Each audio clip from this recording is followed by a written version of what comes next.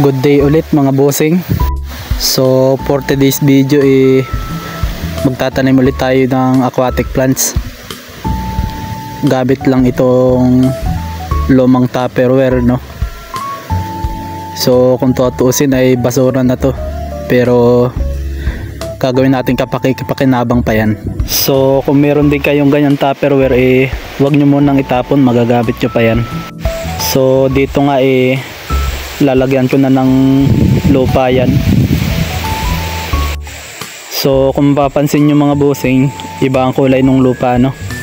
Pero ordinary soil pa rin yan. Pero sa inyo mga bossing, kung may available kayo dyan na aqua soil or yung 5-in-1 na soil, yung garden soil, mas okay yun kasi may nutrients na talaga yun.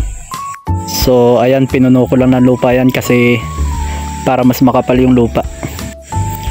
Tapos ayan, meron ako ditong Bacopa Monnieri. Ito yung itatanim natin dito sa tupperware. So ito na rin pala yung sample natin, no, kung gaano karami yung 1 bundle. Doon sa mga gusto kumuha ng Bacopa Monnieri at nagtatanong kung gaano karami, yon dyan ito karami yun. So ayan, meron din tayo ditong tweezer. So nabili ko lang yan online. Maganda kung meron tayong ganito para mas madali natin maitusok yung halaman. Tapos yung fertilizer ko na gamit, ito pa rin, Osmocote. Yan lang ang ginagamit ko kasi masubok ko na talaga tong Osmocote. So ayan, lalagyan ko lang muna ng Osmocote kasi mahirap i-video habang naglalagay ng Osmocote. At dito mga bossing, nalagyan ko na ng Osmocote. So ganyan na ako karami maglagay ng Osmocote, no. Tapos itong Bacopa Monnieri, putol-putulin lang natin to ng mga 2 inch, okay na yon para mas marami tayong maitanim. At ito na nga mga bossing, naputol-putol ko na rin tong Bacopa Monnieri. So ganito karami yung pwede nyo makuha sa 1 bundle, no.